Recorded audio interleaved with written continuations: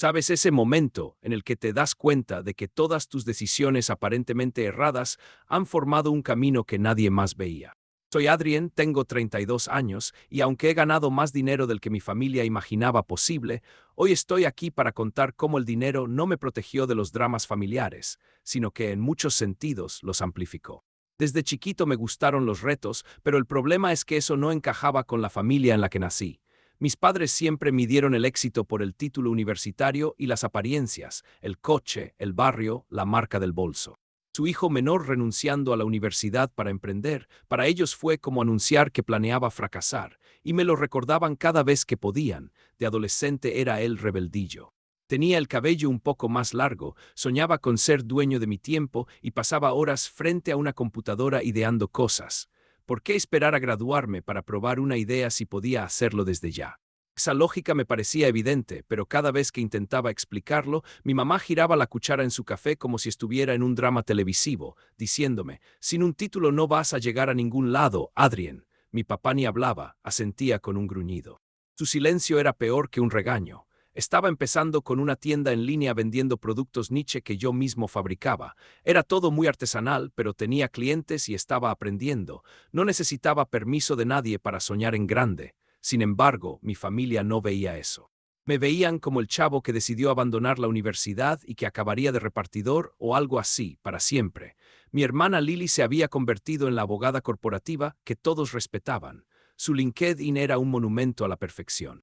Tenía un bolso para cada ocasión y una confianza fría que te daba escalofríos. Ella era la hija perfecta, la que se codeaba con ejecutivos y daba pláticas sobre liderazgo en conferencias. Yo. En las reuniones familiares, mientras cortaban el pastel, mi papá me preguntaba con una risita, ¿sigues con tu cosita del internet? Y Lily remataba con, nunca es tarde para conseguir un trabajo de verdad, hermanito. Al principio dejaba que todo eso me resbalara. Pensaba, ¿para qué discutir? Ellos no van a entender el mundo en el que me muevo. También me consolaba con la idea de que aún era joven y podía construir algo sólido. La realidad es que estaba trabajando sin parar. Montar un negocio desde cero no es glamour. Son noches enteras frente a la computadora, llamadas con proveedores a medianoche y la angustia constante de que cualquier error puede ser fatal. Pero ellos seguían creyendo que yo estaba perdiendo el tiempo. Así pasaron los años. Yo pasé de mi primer negocio a otro, aprendiendo, reinvirtiendo, levantándome temprano, acostándome tarde. Había momentos de triunfo silencioso. La primera vez que recibí un pedido grande, la primera vez que pude darle empleo a alguien, la primera vez que pagué mi apartamento de contado. Tenía 27 cuando compré mi casa con mis ahorros sin créditos. Jamás se me ocurrió mencionarlo en casa. ¿Para qué? La narrativa ya estaba escrita. Yo era el fracasado. Alrededor de mis 30 estaba manejando varias empresas, dando trabajo a docenas de personas y enviando productos a todo el mundo. Sin embargo, cada vez que iba a cenar a casa de mis padres, me sentía como si volviera a tener 19 y estuviera frente a un jurado. Ellos servían la comida, se acomodaban en la mesa y en algún momento la conversación giraba a mi vida laboral. ¿Cuándo vas a pensar en algo serio? Me preguntaban. Yo sonreía, respiraba hondo y cambiaba el tema. ¿Para qué defenderme? No buscaban entender, solo confirmar su prejuicio. Ese equilibrio precario se rompió un jueves lluvioso. Recuerdo haber recibido un mensaje de mi mamá pidiéndome que pasara por la casa, que necesitaban ayuda con algo. Llegué sin sospechar, pensando que quizás se había descompuesto algún aparato. Entré y vi a mi papá caminando de un lado a otro, como le pasa cuando está nervioso. Lily estaba en el sofá con una copa de vino, sonriendo como quien está a punto de ver una escena épica de telenovela. Mi mamá cruzada de brazos junto a la chimenea, con cara de funeral. Adrien, comenzó mi padre, hemos estado hablando. Tienes 32 años y está claro que tu tontería del internet no va a ninguna parte. Sentí la mandíbula tensarse. ¿A dónde quieres llegar? Él dejó de caminar y señaló la puerta. Vives en ese departamento desde hace años y aquí vienes cuando necesitas ayuda con cosas pequeñas. No podemos seguir manteniéndote, parpadeé confundido. ¿Mantenerme? Nunca les he pedido dinero ni una vez. Lily soltó una carcajada breve. Ay, no me hagas reír. Todos sabemos que no ganas nada con tu negocio. Da pena, honestamente.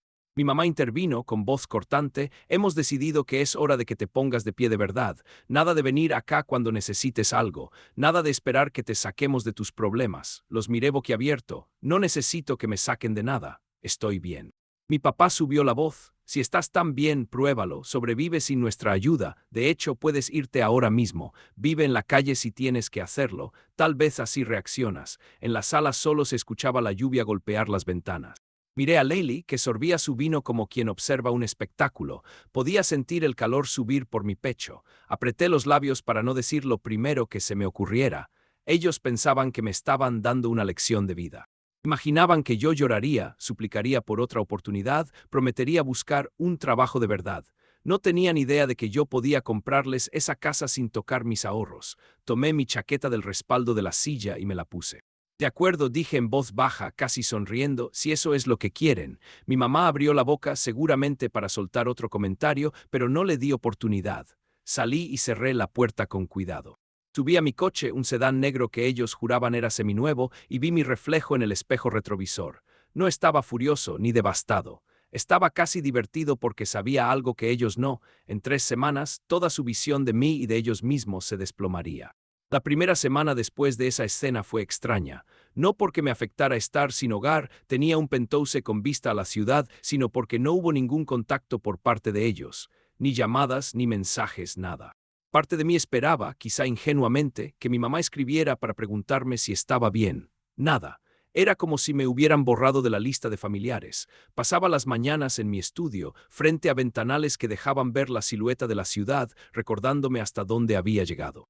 Tenía estanterías llenas de libros de negocios y filosofía. Entre llamadas y correos pensaba en ellos. Realmente creían que me quebraría. Mi ego no sangró, pero mi corazón sintió el peso de la indiferencia. En la segunda semana empezaron los susurros. Amistades en común contaban versiones alteradas de mi caída. Mamá le había dicho a sus amigas de la iglesia que estaba viviendo en mi coche porque mi cosita del internet había fracasado.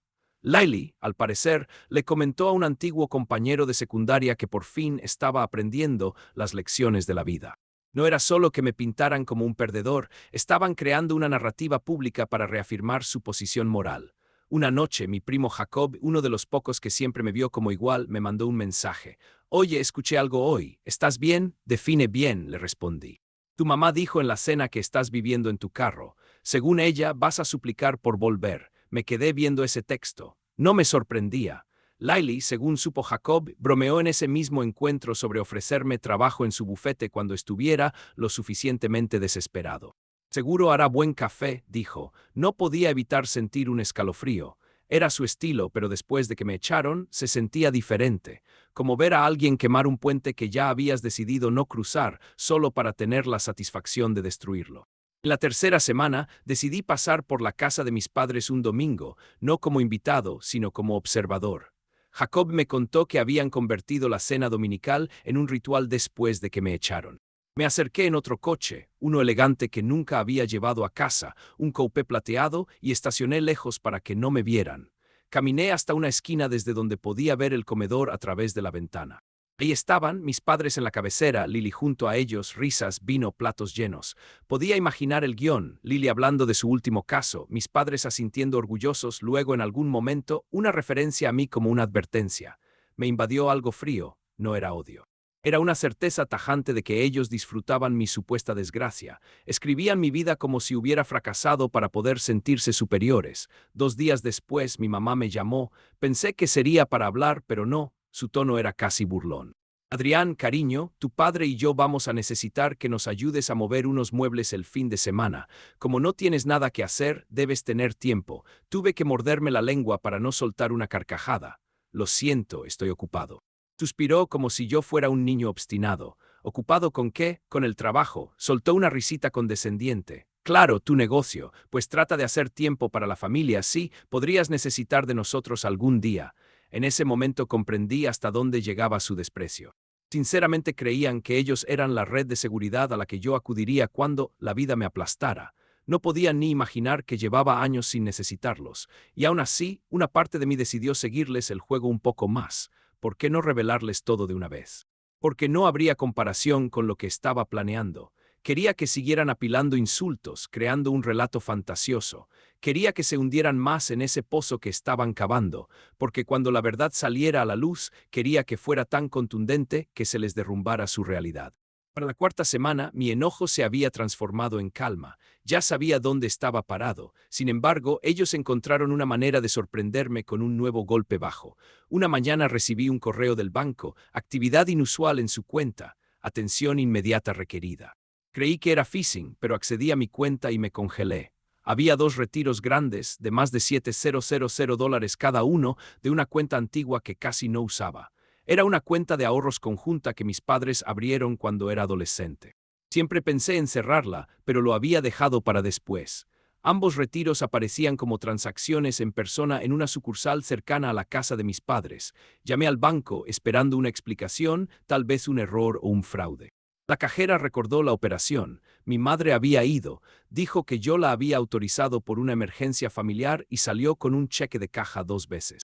No sabía qué me hacía temblar más, el robo o la facilidad con la que lo hizo, como si mi dinero fuera suyo. No la confronté de inmediato. Necesitaba serenarme. Llamé a Jacob. No lo vas a creer, le dije. Le conté todo. Hubo un silencio. Creo que sé dónde fue a parar ese dinero, dijo al fin. ¿Dónde? Lily presumió en una cena que acababa de dar el enganche para una camioneta nueva, lujosa. Dijo que fue un regalo de la familia por todo el esfuerzo que hace. Sentí un frío recorrerme. No les bastaba llamarme fracasado. Me habían robado para recompensar a Lily. ¿Cómo le explicaba a mi mente que mi madre entró al banco, vació mi cuenta sin permiso y le dio el dinero a su hija favorita? Esa noche manejé hasta la casa de mis padres. No toqué la puerta, no estaba listo para ese enfrentamiento. Aparqué frente a su calle y me quedé mirando las ventanas iluminadas. Dentro vi a mi familia en la sala. Lily sostenía unas llaves brillantes y mi mamá le tomaba una foto, seguramente para subirla a redes sociales. Mi papá aplaudía, sonriendo como si Lily hubiera ganado un premio.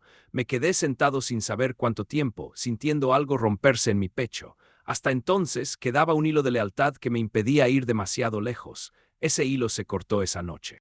Días después mi mamá me mandó un mensaje. Espero que no estés molesto por la cuenta de ahorros. Solo estaba ahí y tu hermana necesitaba ayuda. Seguirás haciendo más dinero. La familia es primero. Miré ese texto mucho rato. No había disculpa. No había admisión de que era robo.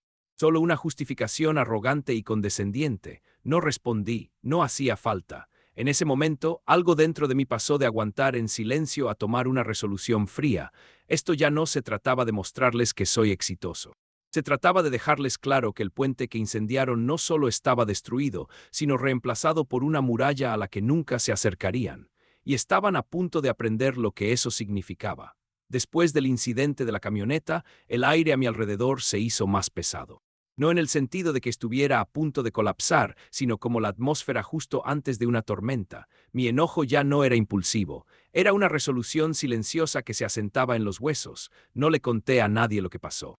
Ni a amigos, ni a socios, ni siquiera a mis inversionistas. No buscaba lástima ni consejos. En cierto modo, me daba vergüenza que hubiera dejado esa cuenta abierta, como una puerta sin llave. Me consideraba alguien cuidadoso y estratégico. ¿Cómo había dejado un hueco así? Eso me dolía más que el robo. Las siguientes semanas me alejé de casi todos. Dejé de asistir a reuniones sociales. Evité algunos eventos de networking que nunca me perdía. Me refugié en mi penthouse rodeado de silencio. No era depresión, o al menos no como la gente la imagina. Seguía levantándome temprano, yendo al gimnasio, atendiendo mis negocios, pero por dentro me sentía agotado. Cada vez que pensaba en mis padres y Lily, era como ver la misma película de siempre, yo siendo el objeto de burla. Y sin embargo, mientras me sentaba en mi cocina una noche con un whisky, repasando fotos viejas, algo cambió. Vi una imagen de hace 5 años, en una playa. Mis padres y Lily, felices frente a una casa rentada y yo casi fuera del cuadro. Recordé que ese viaje fue organizado sin avisarme y me invitaron de último momento. Dormí en el sofá mientras Lily disfrutaba de la suite principal. De pronto comprendí, lo de la camioneta no era una excepción.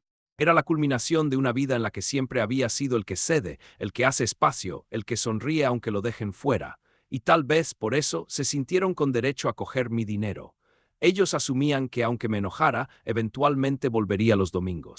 Creo que ahí fue cuando mi mentalidad cambió. No iba a reclamarles, no iba a exigir un reembolso, iba a pensar en cómo usar mi inteligencia para algo mejor que un pleito, iba a planear. El primer paso fue sutil.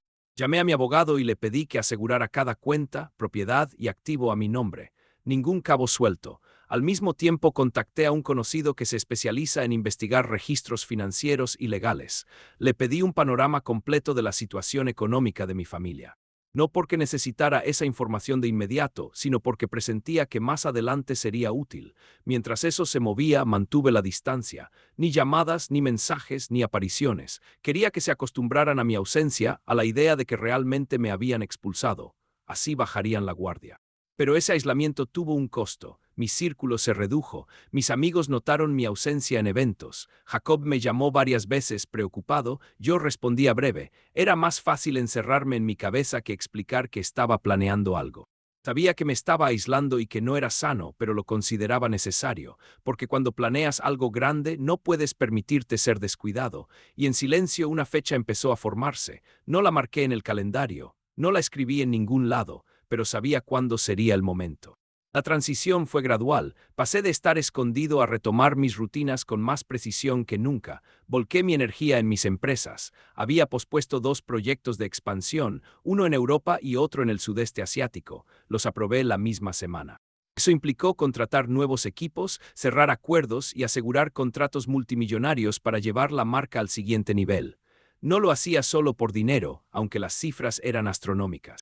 Lo hacía para que mi influencia fuera tan contundente que cuando llegara el momento nadie pudiera dudar de quién era y qué había logrado.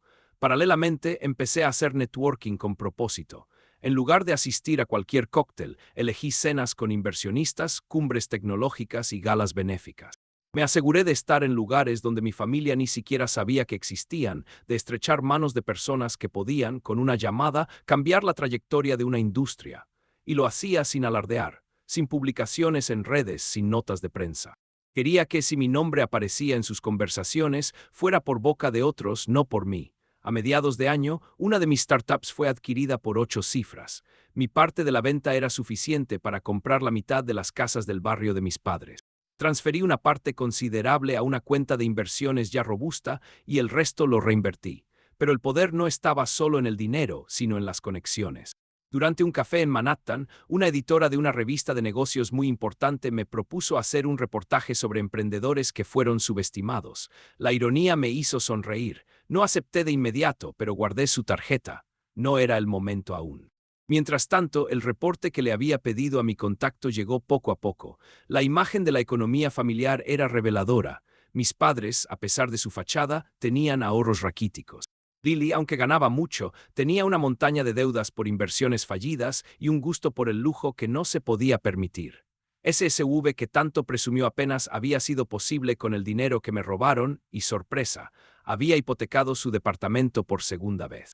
No fue que me alegrara, pero me confirmó que eran vulnerables. Eso significaba que cuando llegara el momento, las consecuencias de mis acciones no serían solo emocionales, sino muy tangibles. En la superficie seguía distante. Mis padres continuaban sus cenas, seguían hablando de mí en pasado, alimentando el relato de mi aprendizaje, pero a través de conocidos empecé a escuchar que sus certezas se resquebrajaban. Una amiga de Lily comentó que me había visto en un hotel en Singapur, rodeado de ejecutivos. La estilista de mi mamá mencionó que escuchó a alguien decir que un CEO llamado Adrian había cerrado un trato enorme en el extranjero. Los rumores les llegaban y los inquietaban. Yo me lo imaginaba. Mi mamá finge desinterés, Lily arruga la frente, mi papá gruñe. No los enfrenté. El poder se muestra en dosis controladas. No quería desperdiciarlo antes de tiempo. Quería que estuvieran desorientados hasta el día en que les quitara la alfombra de debajo, y ese día se aproximaba. No se trataba solo de demostrarles que estaban equivocados. Se trataba de cambiar la dinámica para siempre, que comprendieran que el rol que creían tener en mi vida había expirado. El tema con la venganza es que no se trata de rapidez, sino de precisión. No atacas en cuanto puedes. Esperas hasta que el momento sea tan perfecto que tu movimiento sea indiscutible. En esos meses, la información de mi contacto se completó. Descubrí que la estabilidad que presumían era puro humo. El dato que más llamó mi atención fue un préstamo que mi padre había garantizado personalmente para una pequeña empresa desarrolladora de propiedades. Esa empresa llevaba meses a la deriva. Si quebraba, él se quedaría con la deuda, que rondaba las 6 cifras.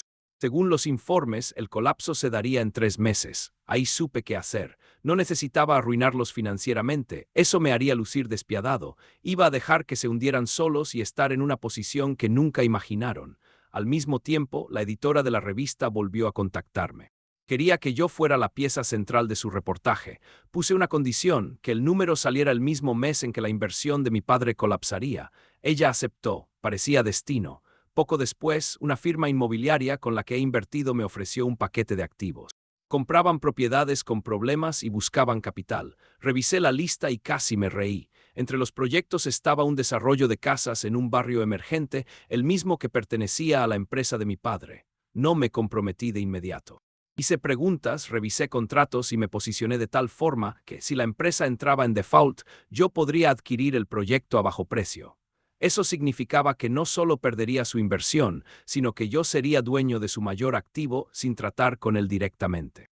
Sería una jugada perfecta, sin un ataque frontal, sin rastro de venganza. Mientras esas piezas se acomodaban, seguí atento a lo que se decía de mí. Jacob me contaba que mi mamá se preguntaba si me había ganado la lotería porque alguien dijo que me vieron viajar en primera clase. Lily se enteró por un conocido de que estaba haciendo negocios gigantescos. La incertidumbre los iba carcomiendo, y yo esperaba paciente, sabiendo que pronto controlaría un tablero que ellos ni sabían que existía. El mes llegó, todo estaba listo como fichas de dominó alineadas. La revista salió el primer lunes con mi fotografía en portada. Traje fondo de ciudad titular en letras grandes, de la duda al dominio, el visionario que se hizo a sí mismo. El artículo no nombraba a mi familia, pero la narrativa era clara. Un hombre subestimado por los suyos construyó un imperio de millones. Ese mismo día mi teléfono no paró. Colegas, amigos, hasta conocidos lejanos me felicitaban. Y justo como predije, mi mamá mandó un mensaje. Adrien, vimos la revista. No sabíamos que habías crecido tanto. Estamos orgullosos de ti. Orgullosos. Esa palabra se atoró en mi mente como una espina. Después de años de desprecio y un robo, ahora se sentían orgullosos. No respondí. A las 2 semanas, la empresa desarrolladora de mi padre entró en default. El banco ejecutó y la firma inmobiliaria donde yo invertía compró el proyecto con descuento. Como estaba previsto, mi capital me otorgó la propiedad total del desarrollo. En papel era una adquisición inteligente. En realidad, era mi mano tomando el control del mayor proyecto de mi padre sin que él se enterara. Esperé 3 días antes de la siguiente jugada. Luego hice que mi asistente organizara una cena con mis padres y Lily en un restaurante elegante. El pretexto, hablar de una oportunidad de negocios. Tras la portada de la revista, estaban más que dispuestos. Llegaron con sonrisas. Mi mamá me abrazó como no lo hacía desde niño. Mi papá me estrechó la mano como si fuéramos socios. Lily, con voz dulce, alabó mi traje. Ordenamos, platicamos. A la mitad del plato fuerte, deslicé una carpeta sobre la mesa. Dentro estaban los documentos de propiedad del desarrollo que ya no les pertenecía. Mi padre se quedó congelado al leer. Esta es nuestra propiedad, musitó. Corrección, dije sin levantar la voz, era suya, ahora es mía. Silencio. Les expliqué con calma, como quien describe un corte quirúrgico. La empresa hizo default, el banco vendió el proyecto, yo lo compré legalmente. Les mostré que no había necesidad de robar ni mentir. No me exalté, mi mamá se enrojeció. Adrien, ¿cómo pudiste? ¿Cómo pude qué? Interrumpí dejando que la frialdad asomara. ¿Cómo pude tomar algo que no era mío, así como tú entraste a mi cuenta y robaste mi dinero, así como se lo diste a Lily, así como me echaron de la casa? Yo solo aprendí de los mejores. Lily apretó la mandíbula pero no dijo nada. Mi papá parecía encogerse. Me incliné hacia adelante. La diferencia es que no tuve que mentir ni robar. Jugué a largo plazo, y cuando este proyecto genere ganancias, y lo hará, no habrá ni un centavo con su nombre. No hubo palabras. Terminamos de cenar en silencio. Pagué la cuenta, me levanté. Disfruten su noche, dije cordialmente. Y no se preocupen por los trabajadores del proyecto. Ya les dije que el cambio de dueño no afectará sus empleos, solo los suyos. Me fui dejando esa frase flotando bajo los candelabros. Ellos permanecieron sentados, asimilando el golpe. Los días posteriores a aquella cena fueron una mezcla de silencio y ruido. Silencio en mi entorno más cercano y ruido en la periferia de nuestra historia, donde el chisme se alimentaba solo. Jacob me llamó a los 3 días, con una voz entre la sorpresa y la admiración. Tus papás están en shock, me dijo sin rodeos. Tu papá no sale de la casa y mamá ha estado llamando a todo el mundo para tratar de arreglar algo, pero todos ya saben que el proyecto es tuyo. Y bueno, la gente habla. Resultó que la historia no se quedó en nuestra mesa. Mi padre fue siempre ese hombre que hablaba de su hijo pródigo, mi hermana en las cenas, que presumía cada nuevo bolso, cada viaje, cada ascenso. Ahora la narrativa se había volteado. Mis conocidos, sus conocidos, los vecinos, la comunidad de la iglesia, todos se enteraron. El rumor de que su hijo fracasado había comprado el desarrollo sin que lo notaran era demasiado jugoso. No necesitaba contar nada, la noticia viajaba sola, la reputación que tanto cuidaban comenzó a desmoronarse. Lily tampoco salió intacta. El cambio en su estilo de vida fue abrupto. La camioneta de lujo que había provocado el robo fue devuelta al concesionario al finalizar el contrato, porque sin el apoyo de mis padres no podía renovar. Pasar de un auto que brillaba a kilómetros a uno modesto fue un golpe a su imagen. Supe por Jacob que incluso había decidido vender su departamento para cubrir deudas y evitar un embargo. Para alguien que basaba su identidad en lo material, esas renuncias eran como amputaciones. El primer intento de contacto de mis padres después de la cena fue un mensaje de mi mamá: «Podemos hablar, seguimos siendo familia». Lo dejé en visto. La segunda fue un mensaje de voz de mi papá.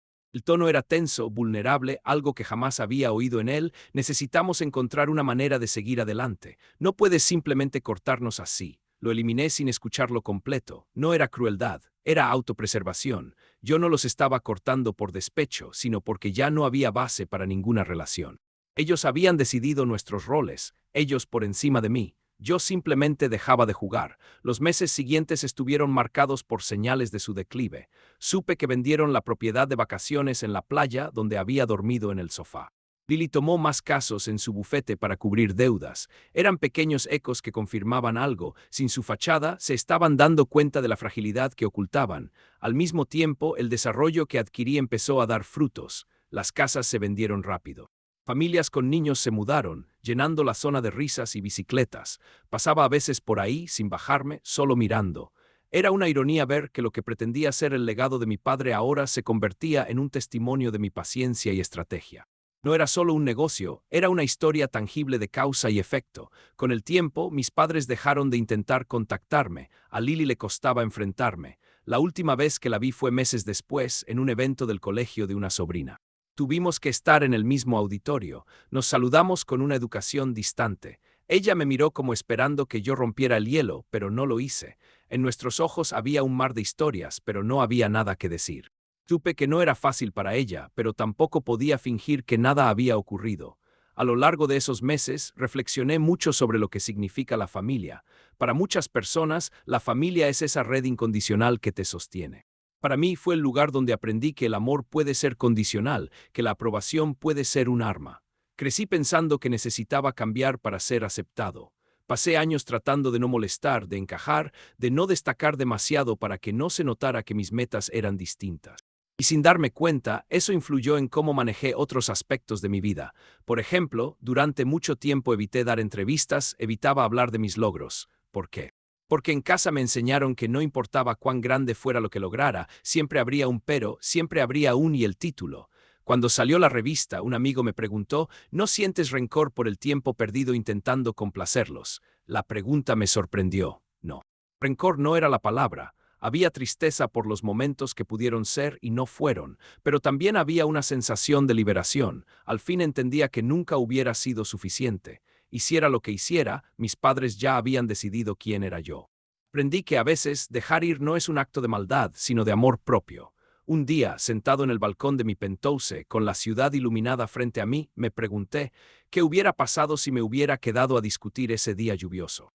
Si hubiera mostrado mis estados de cuenta, mis coches, mis logros, probablemente me hubieran mirado con incredulidad y lo habrían minimizado. «Todo eso se puede perder en un parpadeo», me dirían. «Eres afortunado de momento, no lo arruines». Nada de eso los habría hecho cambiar.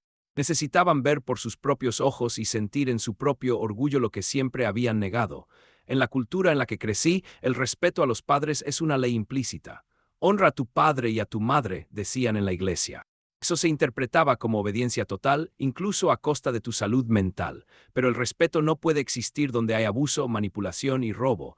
¿Cómo honras a alguien que desprecia tus triunfos y celebra tus fracasos? No puedes. Aprendí que también tienes que honrarte a ti mismo. Mientras mi historia corría boca a boca, escuché distintas reacciones. Había quienes me aplaudían, considerándolo un acto de justicia. Otros decían que lo mío era vengativo, que la familia lo es todo y que no debí ser tan duro. Algunos me pidieron consejo, querían saber cómo manejar situaciones similares. No soy alguien que abogue por el ojo por ojo. Lo que hice fue establecer límites. No dañé a nadie físicamente ni inventé mentiras. Jugué a largo plazo, invertí en mí y cuando ellos tocaron mis finanzas, me defendí con herramientas legales. Mi intención nunca fue arruinarlos, sino obligarles a verse en un espejo que siempre habían evitado. Hubo momentos en los que dudé si debía haberlos enfrentado antes, cuando tomaron mi dinero. Fue exagerado comprar su propiedad, fue muy cruel, había noches en las que me dormía con esa duda.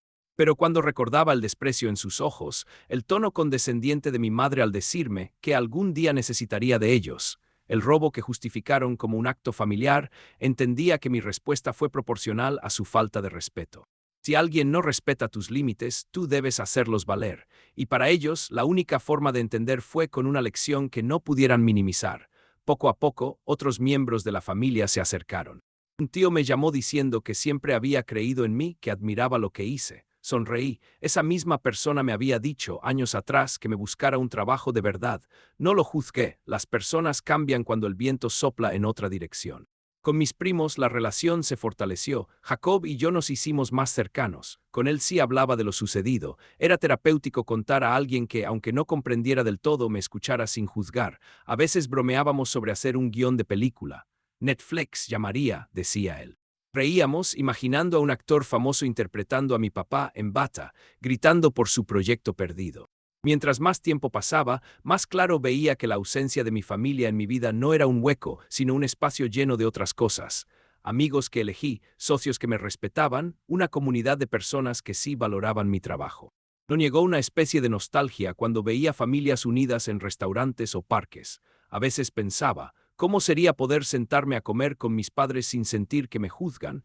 ¿Cómo sería tener una hermana que celebrara mis éxitos y me aconsejara de corazón? Esa falta no desaparece.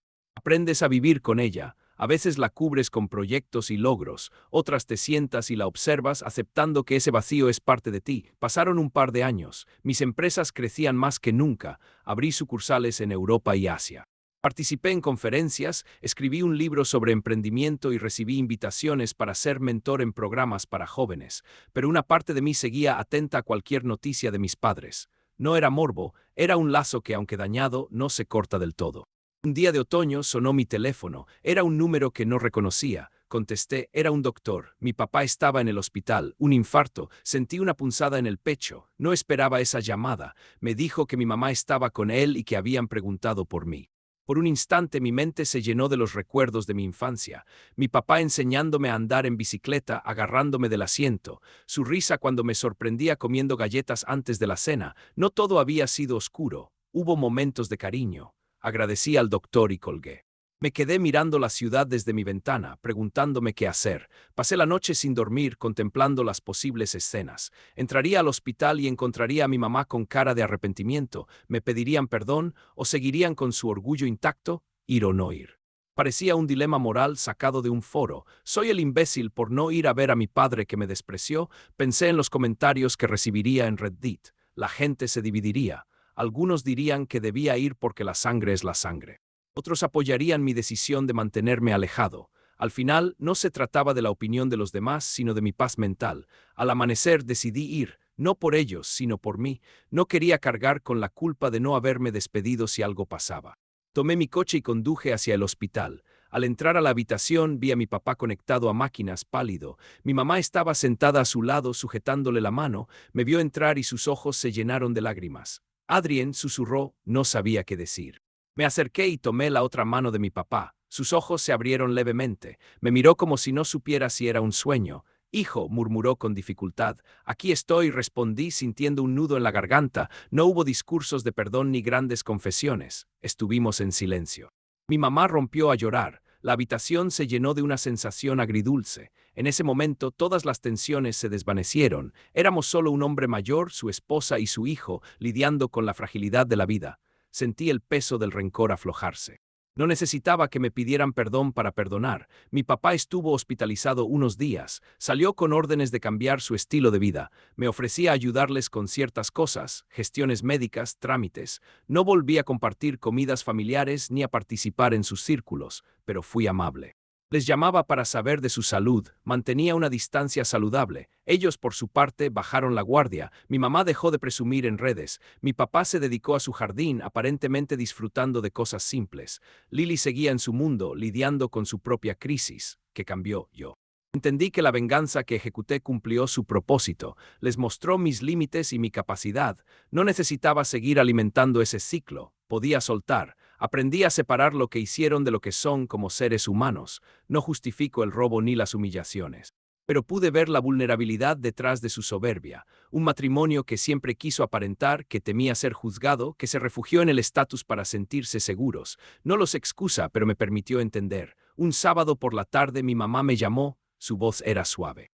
Gracias por estar cuando tu papá se enfermó, dijo. No tenías que agradecer, respondí. Sé que te lastimamos mucho, continuó. Sé que lo que hicimos no tiene perdón. Solo quiero que sepas que lo lamentamos. No supe qué contestar. Habían pasado 2 años desde la cena. Tal vez escuchar eso fue una especie de cierre. Nos despedimos con un adiós sencillo. Colgué y me di cuenta de que no necesitaba más. El perdón ya estaba hecho en mí. Volver a mi vida después de ese episodio se sintió diferente. Continuaba trabajando, expandiendo mis negocios, viajando. Pero la sombra de la venganza se había ido. Cuando en charlas con emprendedores me preguntaban por mi familia, sonreía y respondía. Aprendí mucho de ellos. No necesitaba contar la historia para validarme. La llevaba conmigo como aprendizaje. En alguna conferencia en México, alguien me abordó después de la ponencia. Era una joven que quería emprender, pero cuyos padres la presionaban para que eligiera un camino tradicional. Me confesó entre lágrimas que su mayor miedo era perder su familia si seguía su pasión. ¿Qué le dije? Le conté que cada historia es distinta, que su familia no necesariamente reaccionaría como la mía. Le dije que se armara de información, que estudiara y se preparara, que demostrara con hechos. Y si aún así no la apoyaban, le aconsejé que buscara construir su propia tribu de apoyo. Porque a veces la familia se elige. Años después volví a pasar por el desarrollo que compré. Estaba completamente habitado. Había tiendas, una pequeña escuela, un parque. Me bajé del coche y caminé por el lugar. Niños jugaban, gente paseaba con sus perros. Nadie sabía la historia detrás de esos edificios. Para ellos era su hogar, su comunidad. Me senté en una banca observando, respiré hondo. La vida seguía. Pensé en esa noche lluviosa en la que mis padres me echaron. Pensé en el camino que recorrí para llegar a ese momento, sentado en un parque, dueño de ese lugar y de mi tiempo. Me reí. ¿Quién hubiera dicho que ese niño rebelde terminaría construyendo más que negocios? Construí mi libertad. Hoy, cuando cuento esta historia en foros o conversaciones íntimas, suelo terminar con una frase que resume mi sentir. No solo viví en la calle, compré la cuadra entera. Suena arrogante, lo sé, pero para mí es un recordatorio de que no importa cuántas veces otros te subestimen, tú tienes la última palabra sobre tu vida. La vida puede darte un guión, pero siempre puedes reescribirlo. Y si la gente que debería animarte decide convertirse en obstáculo, puedes convertir ese obstáculo en tu escalón más sólido. Al final, lo que importa no es cómo te ven los demás, sino cómo te ves a ti mismo y cómo usas lo que te ocurre para crecer. Yo transformé el desdén en combustible. Y hoy, al mirar atrás, no siento rencor, siento gratitud por haber tenido la oportunidad de demostrar, sobre todo a mí mismo, de lo que era capaz.